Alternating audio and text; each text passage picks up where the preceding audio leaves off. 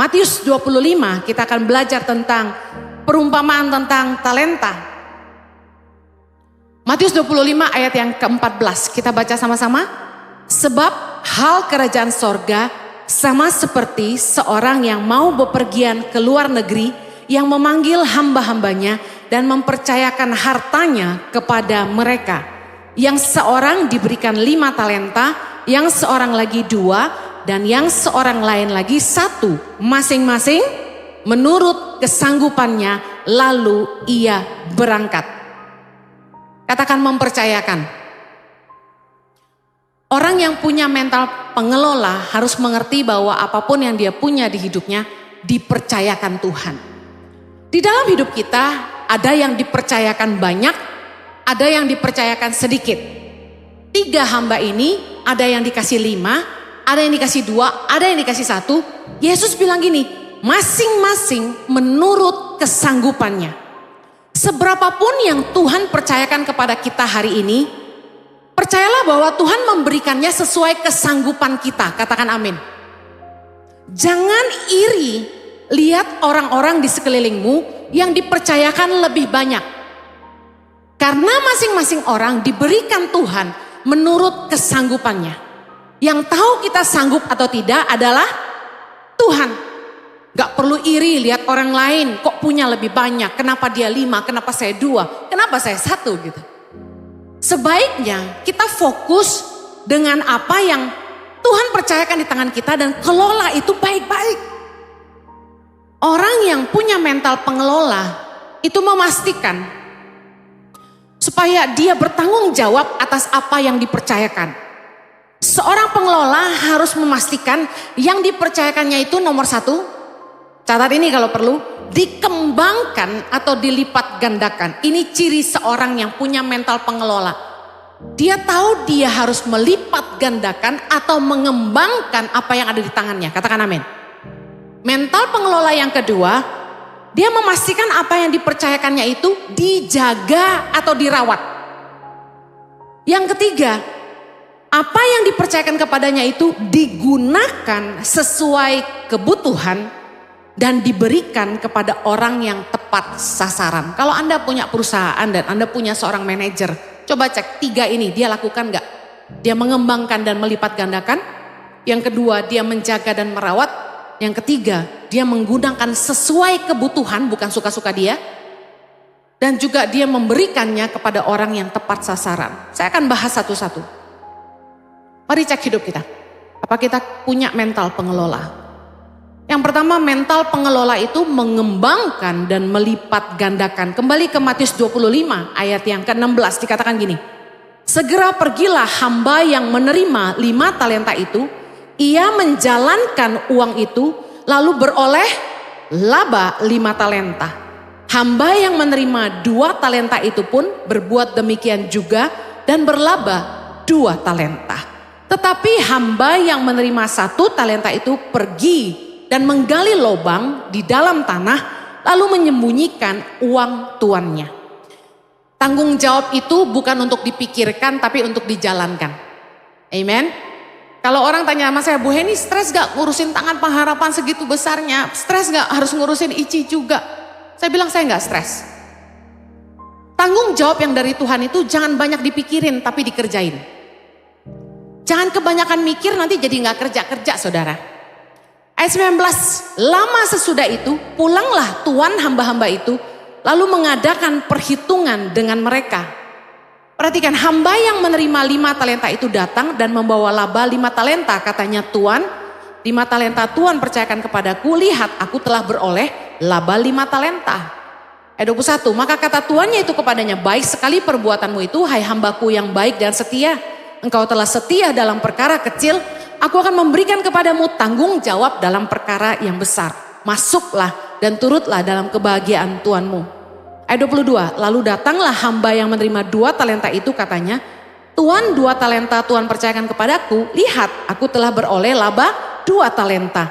Maka kata tuannya itu kepadanya, baik sekali perbuatanmu itu, hai hambaku yang baik dan setia. Engkau telah setia memikul tanggung jawab dalam perkara yang kecil. Aku akan memberikan kepadamu tanggung jawab dalam perkara yang besar. masuklah dan turutlah dalam kebahagiaan tuanmu. Perhatikan, yang dipuji oleh tuannya adalah kemampuan masing-masing mereka mengelola, melipat gandakan, mengembangkan apa yang dipercayakan tuannya. Katakan amin. Tuannya enggak lihat, wow hebat kamu jadi 10, wow hebat kamu jadi 4. Tuannya enggak fokus di jumlahnya. Yang 4 dan 10 dapat pujian yang sama. Yang dipuji adalah bahwa mereka cakap mengelola, mereka mengembangkan, mereka melipat gandakan. Hari ini saya bertanya, apa yang Tuhan percayakan dalam hidupmu? Banyak talenta, banyak karunia, banyak potensi yang Tuhan tanam dalam hidupmu hari ini. Apakah kamu kelola dan pakai itu? Engkau kembangkan, multiplikasikan. Tugas kita mengelola apa yang Tuhan percayakan dalam hidup kita supaya dikembangkan dan dilipat gandakan. Orang yang punya mental pengelola memastikan apa yang Tuhan kasih nggak stay segitu aja, tapi jadi berkat buat orang banyak. Orang yang nggak punya mental pengelola adalah seperti hamba yang dipercayakan satu. Apa yang ditaruh di tangannya nggak jadi apa-apa. Perhatikan hamba yang menerima 1 talenta itu pergi mengali lubang di tanah lalu menyembunyikan uangnya. Saya teringat, Tangan Pengharapan pernah melatih 260 kakak dari dusun-dusun di daerah timur NTT. Selama beberapa tahun, kurang lebih intens itu 5 tahun. Kami mensosialisasikan program Tangan Pengharapan, yaitu kami punya sekolah pertanian di Kupang, di mana kami merekrut masyarakat dari kampung-kampung miskin yang kekeringan air di wilayah timur NTT. Mensosialisasi, menjemput mereka, jadi transportasinya kita yang siapkan, bawa mereka ke sekolah kita di Kupang. Kami siapkan tempat tinggal, kami siapkan makan minum mereka. Di situ kami juga bina iman mereka. Lalu di situ kita juga siapkan materi pelatihan, bahan-bahan yang dibutuhkan untuk melatih, peralatan, benih dan lain sebagainya. Lalu sebelum mereka kembali, kita kasih modal bibit. Supaya mereka praktek apa yang udah diajarkan, mereka praktek di rumah mereka. Simply kita cuma rekrut 2 orang per dusun. Kurang lebih 260 kampung sudah kami bantu. Apa yang terjadi? Yang punya mental pengelola, membawa benih itu pulang, menanamnya, melipat gandakannya. Lalu menjual hasilnya dan membeli kembali benih yang baru dari uang yang mereka peroleh dan menanam lagi dan terus menanam lagi. Akibatnya mereka bisa lebih sejahtera, bahkan yang mengagetkan sampai ada yang pernah panen kol 12 juta 1 kali panen. Lalu mereka bisa beli motor dan lucunya waktu mau beli motor itu saya ingat mereka ngotot mau beli motor bekas punya trainer yayasan. Waktu trainer yayasan datang menjenguk kebun yang mereka buat karena setelah pelatihan ada pendampingan namanya. Wah mereka bilang ini, Bapak sebagai rasa terima kasih saya kepada Yayasan Tangan Pengharapan, saya mau beli motor ini untuk kenang-kenangan. Lalu setelah saya telepon Bu Heni, motornya boleh dibeli? Nggak boleh, suruh beli baru aja. Jadi kami motivasi masyarakat dari uang hasil panen, yang pertama dia harus beli motor. Kenapa? Anda tahu kampung itu jauh. Untuk mereka jualan ke pasar, mereka buru kendaraan. Dan di situ nggak ada ojek Bapak Ibu. Kalaupun ojek kan nggak nutup hasilnya, mahal. Jadi saya bilang beli motor. Supaya kamu bisa jualan terus. Lumayan. Kemudian begitu panen lagi, mulai beli sapi atau beli babi. Supaya jadi tabungan untuk pendidikan anak-anak mereka. Namanya program ternak untuk pendidikan anak. Kami juga bagi ternak babi untuk masyarakat yang berhasil bercocok tanam. Kemudian ada uang lagi beli mesin kultivator untuk gali tanah ya. Kemudian ada uang lagi. Mereka harus perbaiki rumah mereka karena supaya hidup mereka sehat.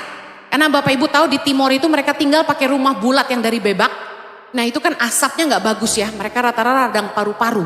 Nah jadi saya sarankan bangun rumah sederhana, semi permanen. Waktu itu 15 juta sudah bisa bangun, sekarang mungkin 25-30 juta. Nah kami sarankan mereka terus memperbaiki rumah tinggal dan lain sebagainya. Apa yang terjadi? Tadinya cuma 2 per dusun. Tetangganya mulai lihat, kok makin kaya? Di Tangan Pengharapan belajar apa? Kok jadi makin kaya? Lama-lama tetangganya 2 orang, 4 orang mulai ikut menanam. 6 orang mulai ikut menanam. Satu kampung mulai ikut menanam. Program ini menjangkau desa-desa di Kampung Timur. Yang saya ceritakan ini kisah sukses Bapak Ibu ya. 260 kakak berhasil kira-kira berapa? Yang punya mental pengelola berapa kira-kira? Satu orang jawab, saya kasih kaos satu kalau benar. Dari 260 kakak yang kami latih, ada satu orang mau angkat tangan jawab? Cup cap. Oh, nggak ada satu pun. Yes, berapa Pak? 10. Kurang tepat. Bapak terlalu pesimis. Ya. Satu lagi deh. Siapa yang bisa jawab? Yang di belakang, silakan. Berapa? Benar lah. Itu siapa? Felicia? Bukan ya? Aku nggak kelihatan jauh. Dapat kaos ya dari Ibu Heni ya. Luar biasa. 50 kakak dari 260 kakak. Gawat gak? Cuma 1/5. Investasi segitu banyak ngelatih 260 kakak, cuma 50 yang punya mental pengelola. Gak banyak orang yang punya mental pengelola.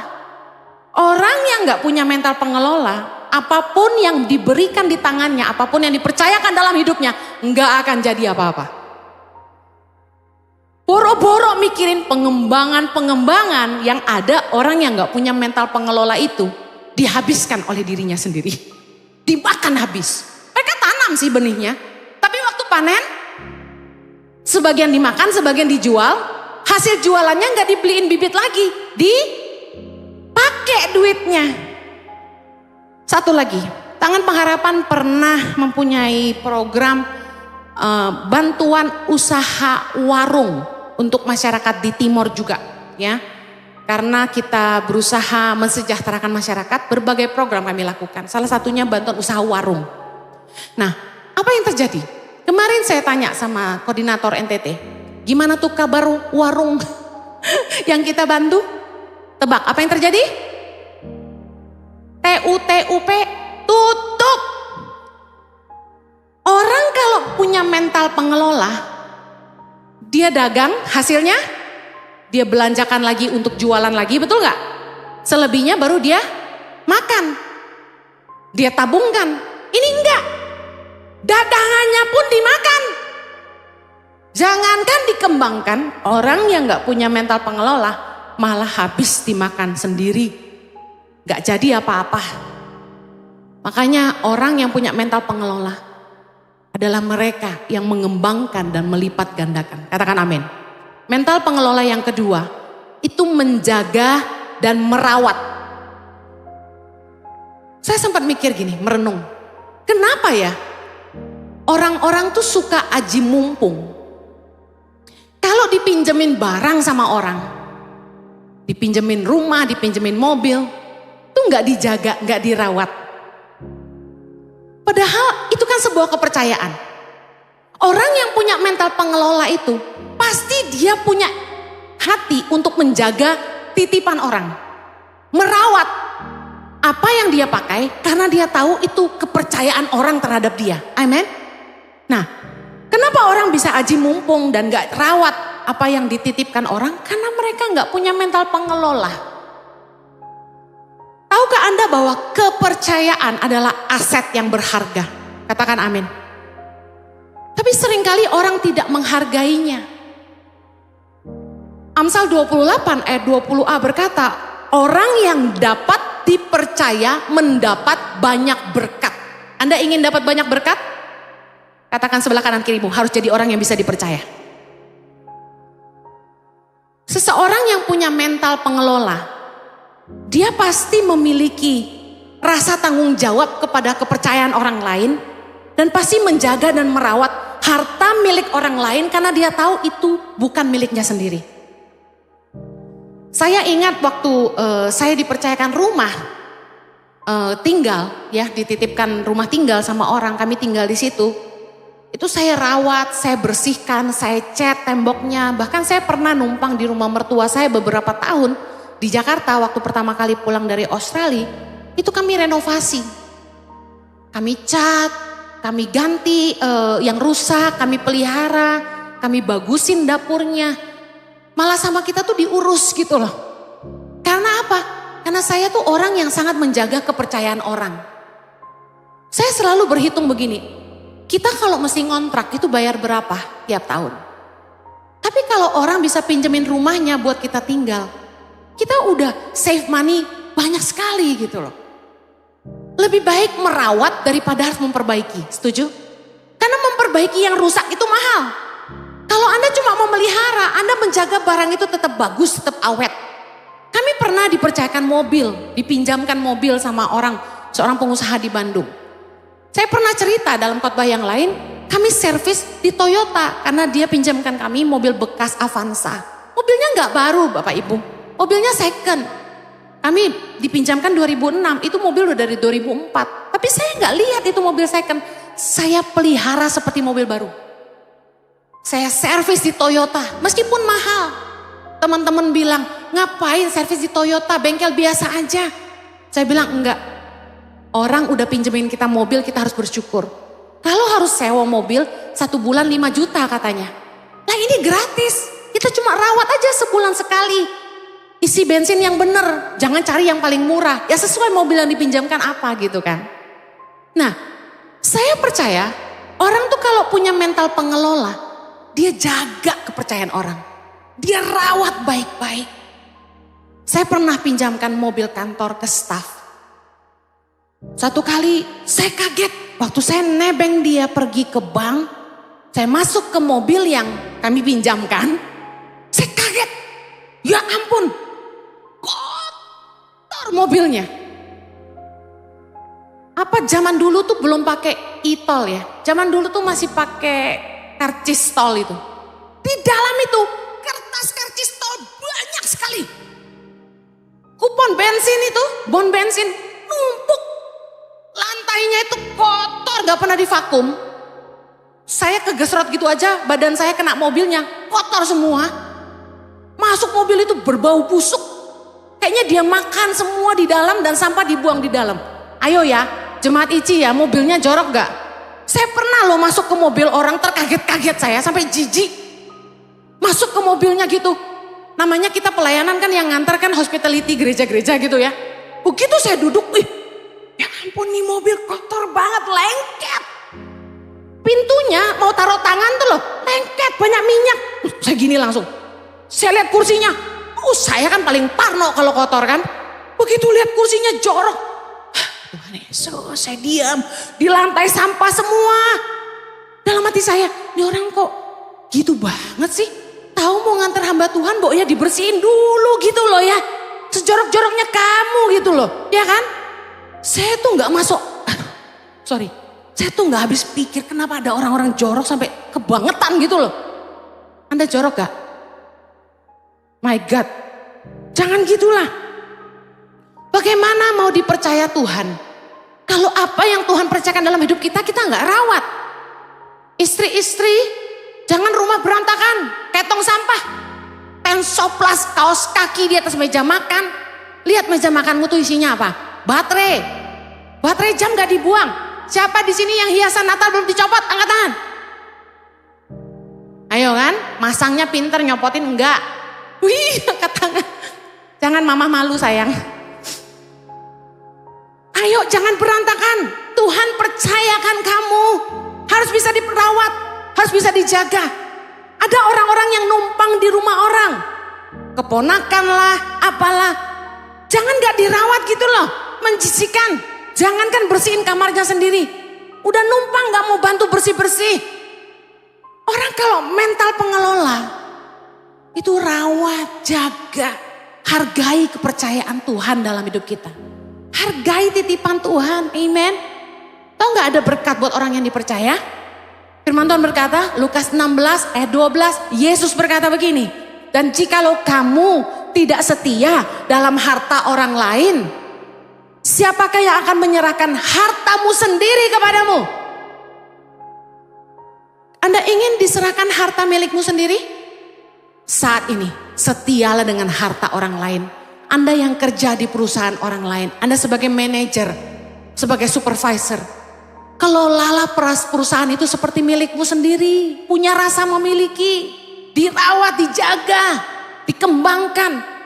Saya heran ya, staf itu ya paling pinter ngajuin pengeluaran. RAB itu dalam hidup saya terbanyak. Tapi satu hal yang saya sesalkan, minta beli paling jagoan, tapi ngerawat nol besar.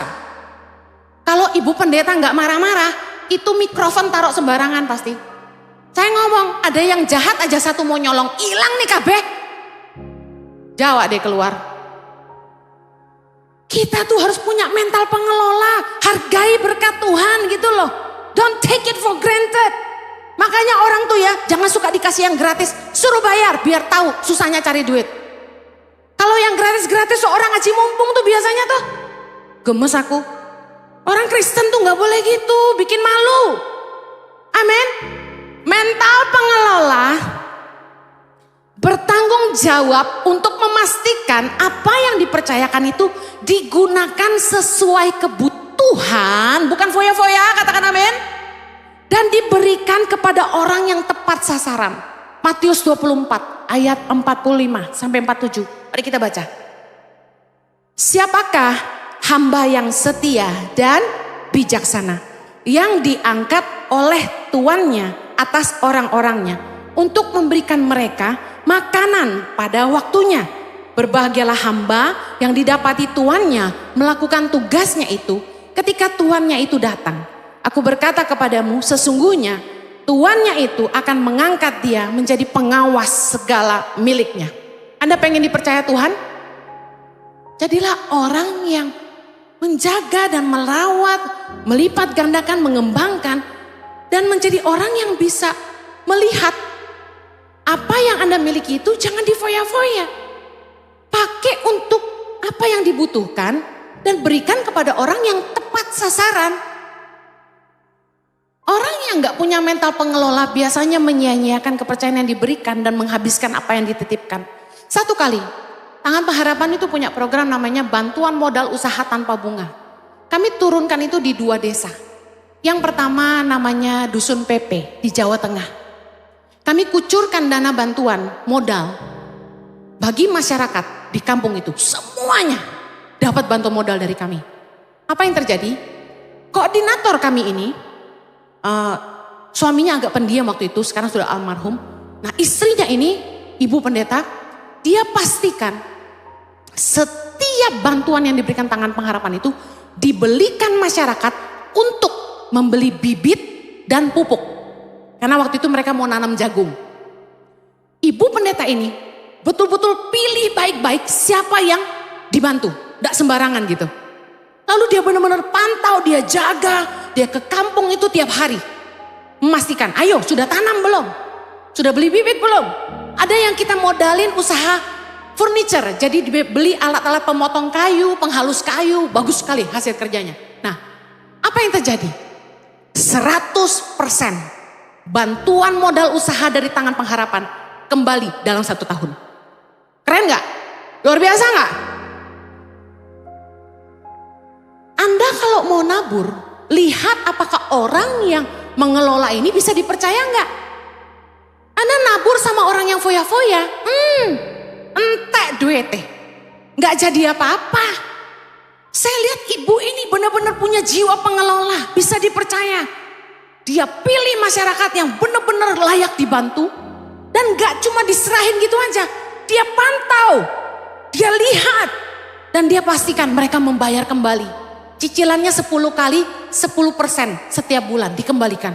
Keren banget, setahun balik 100%. Tahun kedua kami bantu lagi, lebih banyak lagi. Dan sekali lagi balik lagi 100% dalam waktu setahun. Waduh, ciami pokoknya. Apakah Anda orang yang bisa dimengelola hari ini?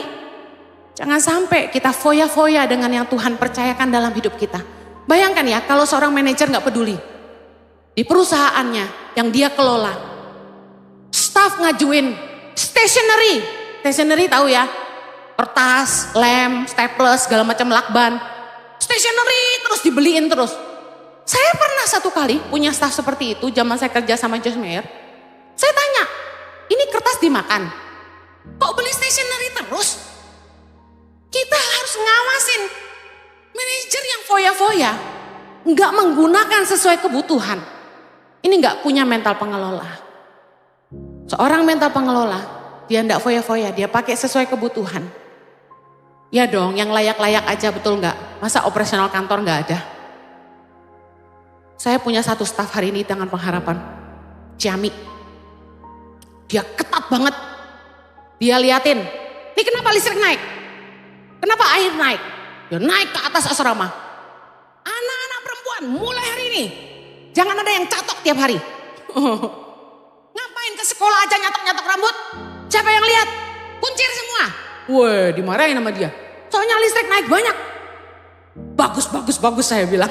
Itu kalau nggak dia yang marahin kan saya yang pasti marah, betul nggak? Baguslah, sekarang dia ada yang marah-marahin. Berhenti catok-catok rambut saya bilang. Hair dryer itu listriknya gede loh guys. Lagian rambutmu keriting kering. Jangan hair dryer tiap hari. Air kalau udah mahal, saya langsung perintahkan. Periksa dari atap sampai ke bawah. Bocor di mana? Lihat kalau semua keran mati, masih muter nggak tuh mesin pumpnya? Kalau masih muter ada kebocoran. Saya paling tegas banget kalau soal yang bocor-bocor gitu. Anak-anak itu tidur pakai AC, ada jamnya. Kita juga manusiawi. Namanya yayasan, kamar di atas kan panas sekali ya. Tapi kita kasih AC ada jamnya. Saya bilang, naik ke atas, periksa. Siapa yang tidur-tiduran? Matiin AC-nya. Pakai kipas angin atau tidur di luar. Kita pengen bisa dipercaya. Jangan sampai jadi yayasan, dipercaya orang, malah foya-foya. Jangan sampai Tuhan percayakan hidupmu. Wah, kamu foya-foya terus. Doa tanya Tuhan. Tuhan percayakan harta ini untuk apa? Pakai sesuai yang kamu butuh aja. Selebihnya tabur.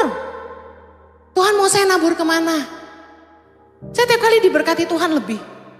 Saya selalu tanya Tuhan. Tuhan, ini kalau buat saya cukup segini. Ini untuk apa? Saya tabur. Satu kali kami dapat uang sebagai pendeta, katanya dapat duit dari mana saya juga nggak tahu. Saya bilang siniin uangnya, saya masukin amplop. Angpau banyak. Wah, bersukacitalah wajah staf-staf semua ya. Saya bagi-bagi berkat. Kalau kita cukup, jangan serakah. Kita harus pandai mengelola. Sebagai orang yang dipercaya Tuhan, amin.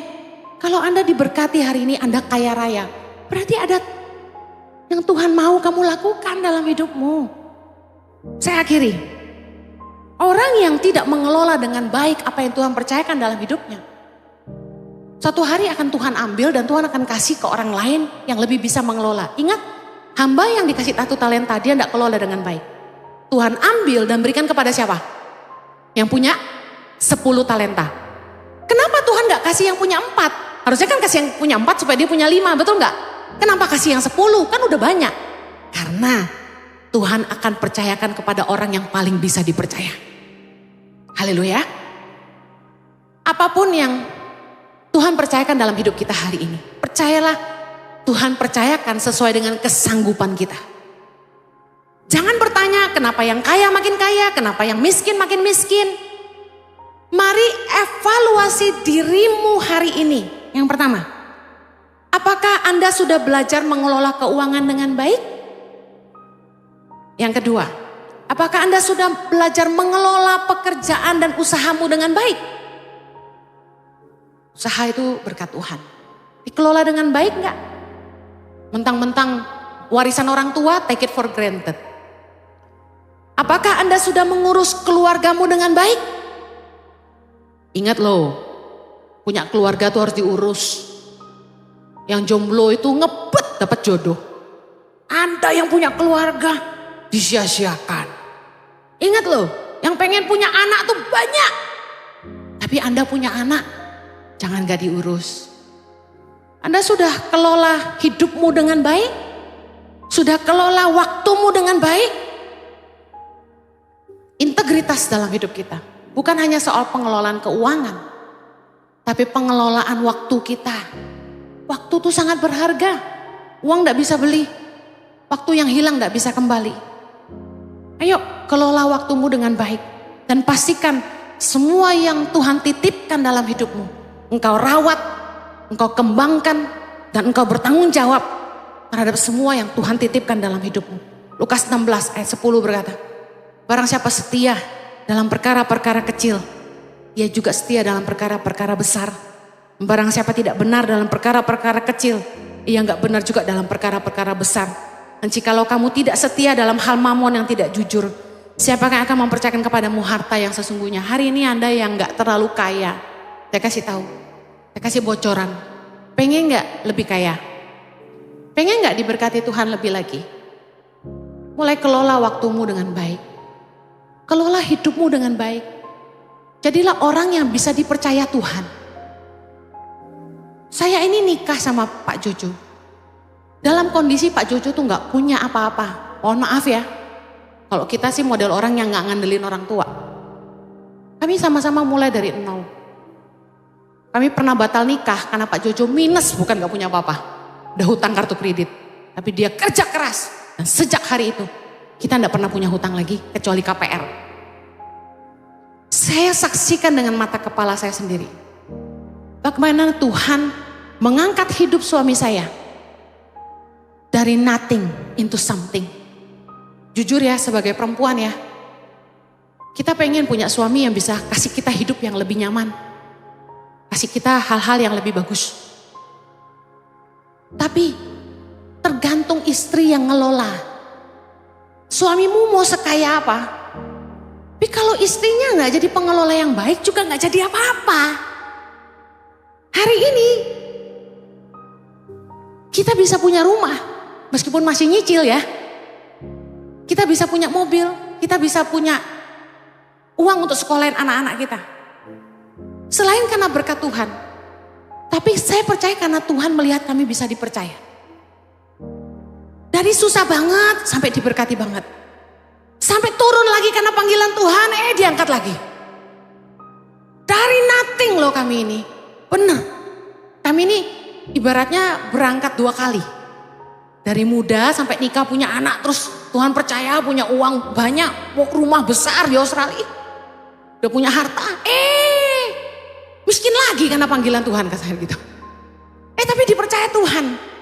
Teman-teman keluarga yang ikutin perjalanan hidup kami. Dari nol sampai hari ini pasti menyadari betapa kepercayaan Tuhan makin besar, makin besar, makin besar. Dan kalau Tuhan bisa mempercayakan kami dengan jiwa-jiwa yang segini banyak, dengan berkat yang begitu luar biasa, kami bisa punya tangan pengharapan yang menolong ribuan anak Indonesia. Saya percaya karena Tuhan melihat kami bisa mengelola dan kami bisa dipercaya. Anda pasti pengen dipakai Tuhan juga seperti kami. Anda juga pasti pengen diberkati Tuhan seperti kami. Lihat bagaimana Anda mengelola hidupmu hari ini. Bagaimana Anda kelola uangmu. Anda hidup takut akan Tuhan enggak? Anda jujur enggak? Anda bisa dipercaya Tuhan enggak? Atau Anda sia-siakan hidupmu?